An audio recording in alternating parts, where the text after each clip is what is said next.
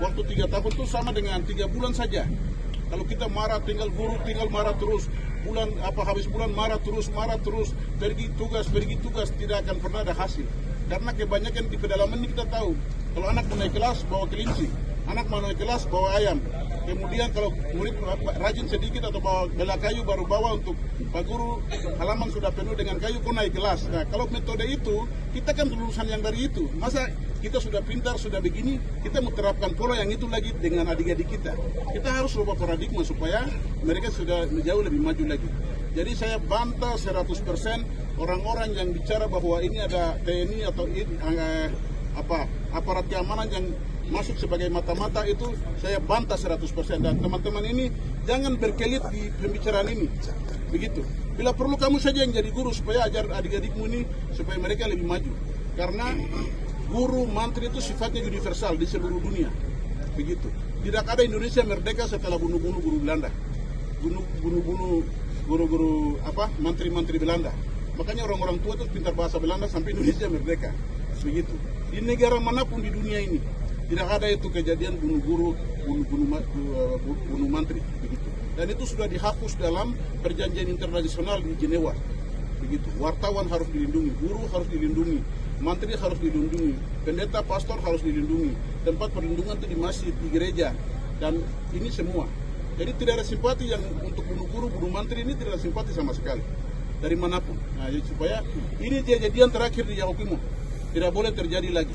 Begitu. Mari kita bangun, kita punya orang dengan sehat, dengan normal, untuk mereka jadi pintar, mereka bisa jadi wartawan yang hebat, mereka bisa jadi pengacara yang hebat, mereka bisa jadi reporter yang hebat, mereka bisa jadi penyiar yang hebat, mereka bisa jadi apa saja kalau kita didik hari ini dengan baik. Tapi kalau hanya dengan kita saling curiga dan juga membantai orang dengan tidak bertanggung jawab, ini sia-sia sekali dan sangat kasihan. Jadi itu yang saya bisa klarifikasi sekaligus kepada semua orang yang mendengar tentang Yahukimo. Kami di sini tangan bersih, tidak bawa TNI Polri atau keamanan untuk jadi pengajar atau terselubung dalam program Yahukimo Sehat, Yahukimo Cerdas ini. Ini bersih kemanusiaan supaya orang cerdas. Itu juga amanat undang-undang. Itu yang mungkin saya klarifikasi. Yang kedua adalah terima kasih banyak untuk perhatian dari TNI Polri, sudah membantu kami dengan pesawat sipil juga, sudah kasih keluar 1 jenazah dan juga 6 pasien. Kemudian tahap kedua adalah penegakan hukum. Tidak ada ruang dan tempat untuk orang seenaknya membunuh, membantai orang lain. Harus ada penegakan hukum. Kapolres, kepolisian ambil alih untuk penegakan hukum supaya keluarga yang ditinggalkan korban-korban ini dapat rasa keadilan. Begitu. Dan juga saya minta kepada seluruh orang Yali yang di Anggruk untuk memberitahukan nama-nama orang dan juga siapa-siapa yang melakukan supaya kita bersihkan daerah ini menjelang Injil Masuk yang ke-67 di wilayah Anggruk.